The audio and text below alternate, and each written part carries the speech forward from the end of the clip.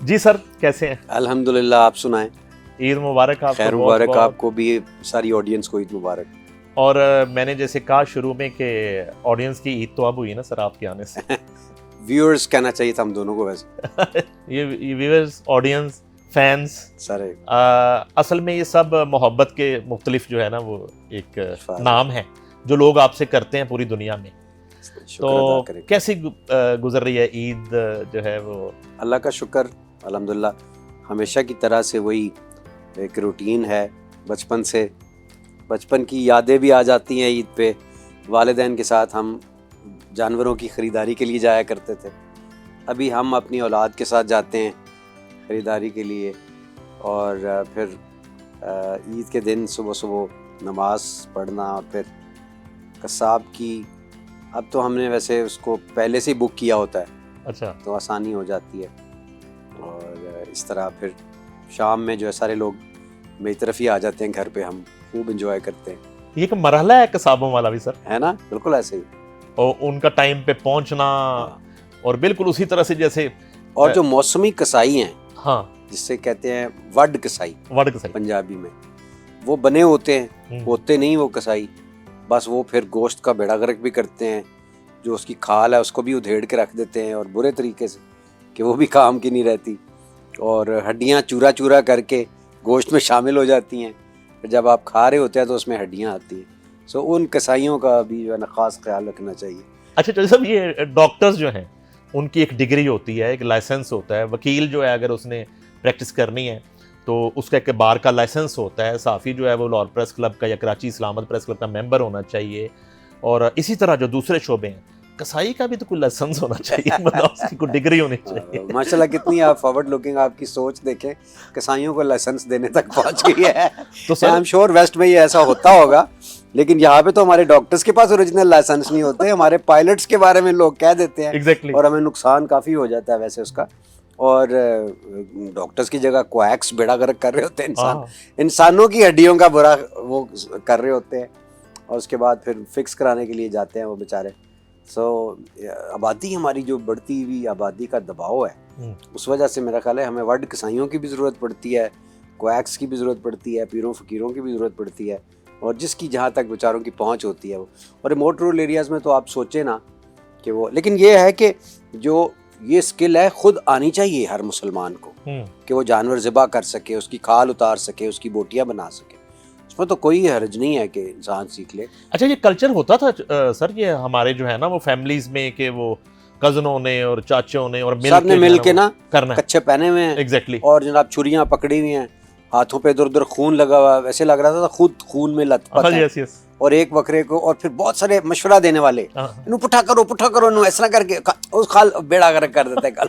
और जो दूसरा खड़ा होता है ना, दूसरा बंदा, वो सबसे ज्यादा बोल रहा होता है, इसको ऐसे नहीं, हाँ वो कमेंट्री कर रहा होता है इस तरह। और छोटे छोटे बच्चे भी देख रहे होते हैं, जो बकरे की खाल उतर रही है, अब ये हो रहा है वो हो रहा है। खरीदारी करने खुद अभी भी जाते हैं खरीदारी करने, और जब जाते हैं तो वो व्यापारी जो है वो देख के वो कहता है कि यार रेट बात होएगा चोई साहब, पहले तो सुना होता है। मैंने बड़ा सोचा कि मैंने ना मुंह ढांप के जाना है, काला चश्मा लगा लिया। अच्छा। सर पे पहन ली टोपी दबा के ताकि पता ही ना चले, और मुंह पे मास्क ले लिया। अच्छा। तो जैसे ही हमने अप्रोच की, गाड़ी खड़ी की, नीचे उतरे हैं तो चारपाई पे बैठे हुए थे 2-3 कसाई, और इधर लेफ्ट साइड पे बकरे खड़े थे। तो एक ने दूसरे के कान में कुछ कहा, तो दूसरा उठ के अस्सलाम वालेकुम इब्रार भाई। मैंने कही यार तुम लोगों को कैसे पता चल गया? सारा मेरा ड्रामा जाया कर दिया उन्होंने। ना मेरी आंखें नजर आ रही हैं ना कुछ, फिर भी उन्होंने पता नहीं कैसे पहचाना। और फिर खैर उनसे, क्योंकि वो मेरे जहन में ये भी होता है कि मुझे देख के कीमत ऊपर ही ना कर दे ज़्यादा। लेकिन उसने मेहरबानी की, उसने बहुत ही मुनासिब हमें दे दिए। लेकिन इस दफा रेट बड़े हाई थे। मैं बड़े बड़े जो है ना वो दोस्त हैं यार, हम बचपन से यही सुनते आए। अच्छा। इस दफा भाई मंडी बड़ी गर्म है। अच्छा। बकरे तो हाथ नहीं लगाने। आप पुराना प्रोग्राम कोई पीटीवी का उठा के देख लेना। अच्छा। उसमें भी यही आएगा कि बकरा बड़ा महंगा हो गया। पहले तो आई डोंट नो 500 का भी कभी होता ही होगा कि 500 का हो गया बकरा। आई एम श्योर कि हर जमाने में महंगाई अपने दौर के।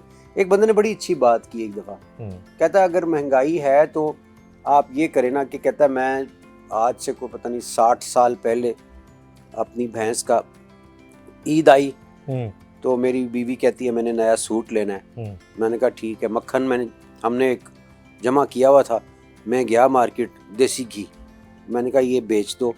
बेचना मैंने वो बेचा, मैंने जितने का बिका वो कहता पता नहीं 2.5 रुपये या 3 रुपये का बिका, तो 3 रुपये का सूट आ गया उसका, और मैं उसके लिए सूट लेके आ गया। कमाल। कहता है अभी भी मैं उसका बर्तन लेकर गया और वो जो मक्खन था या देसी घी था बिल्कुल ओरिजिनल था, वो कहता है पता नहीं 2,500 का या 3,000 का बिका, और 3,000 का सूट लेके मैंने अपनी बेगम। वाह। अगर आप उस तरह से देखें तो फिर महंगाई नहीं है। मैं समझता हूँ हमने अपनी ज़रूरियात इतनी ऊपर ले गए हम कि हमने जनाब एयर कंडीशन के बगैर गुजारा नहीं है। पहले एक पंखा लगाते थे एक तरफ, आगे सारे चारपाइयों पे लेटे होते थे सारे। पहले वाली चारपाई पे लड़ाई भी हो रही होती थी कि ये मेरी है मेरी है, क्योंकि उस पर आवाज़ ज़्यादा आती थी, और इस तरह से लोग लेटे होते थे। अभी घर में 2-2 3-3 गाड़ियाँ होना बड़ा ज़रूरी होता है। कन्वेंस ना हो तो वो, मेरे पास कई दफ़ा जो तकाजा करने वाली ख़वातीन आती हैं कि मेहरबानी करो वॉशिंग मशीन ला दो, मतलब उनके डिमांड्स ही और तरह की हैं। इवन सो मच सो कि एक दफ़ा खातून आई कि मैंने अपनी बच्ची को ना गाड़ी देनी है, अच्छा, दहेज में, आप मेहरबानी कर दें। तो मैं उनकी मुंह देखता होता हूँ कि यार ये कैसे कैसे लोग हैं, और हम अपनी ना पाँव उसके मुताबिक नहीं फैलाते। ज़रूरियात बहुत कर ली हैं और फिर हम साथ वाले को देखते हैं कि यार उसके पास ये है, हमारे बच्चे भी देखते हैं, ज़ाहिर है बच्चों का फिर दिल ख़राब होता है। तो इसलिए कोशिश करें कि अगर हमारे पास है भी ज़्यादा रिस्क तो हम उसको एग्जिबिट ना करें, छुपाएं, उसको दिखाएं ना, क्योंकि उससे फिर मुआशरे में एक ऐसी रेस शुरू हो जाती है कि फिर लोग जो है वो हराम कमाने से भी गुरेज नहीं करते। बाइक से गाड़ी तक का सफ़र होता है, आपने गाड़ी से बाइक तक का सफ़र जो है अभी किया है, वो कमाल एंट्री है जी। अच्छा, थैंक यू। वो इतनी पसंद की गई है कि मैं आपको बता नहीं सकता। और मैं खुद जो बात करूँ ना, मैं खुद बींगे आपका फ़ैन, तो मुझे भी इस एंट्री का, इस परफॉर्मेंस का जो मज़ा आया है ना, ये तमाम आपकी परफॉर्मेंस पे भारी है। अच्छा, ये बड़ी और ये सबसे बड़ी एंट्री हुई है PSL के फाइनल में जो आपने की है। तो ये किसने डिज़ाइन की और ये कैसे ख्याल आया, और वो बाइक पे एंट्री और जट चढ़ा फिर आगे स्टेज थे और वो मेडले, वो ये कैसे डिसीजन हुआ सारा? ये PCB के लोगों के साथ ही मिलके हुआ। सलमान नसीर हैं, अच्छा, वो बड़े अच्छे, बड़ी वेरी फ्रेंडली उनकी नेचर, उनके साथ उनकी जो टीम है और लोग भी हैं, तो उनके साथ मिलके ही डिस्कस हुआ था। तो ये आइडिया तो मैंने ही दिया था वैसे कि मोटर बाइक पे, आइडिया ये था कि 7-8 मोटर बाइक होंगे, अच्छा, और बीच में एक मेरा बाइक होगा, और फिर हम स्टेज के पास आके खड़े होंगे और फिर उतरेंगे और सारा। लेकिन वो हो ना सका क्योंकि वो मेरा ख्याल है उनकी ICC की एक मजबूरी है कि आप ग्राउंड में बाइक, रूल्स हैं उनकी, बाउंड्री के अंदर नहीं जा सकते, बाउंड्री के अंदर नहीं जा सकते।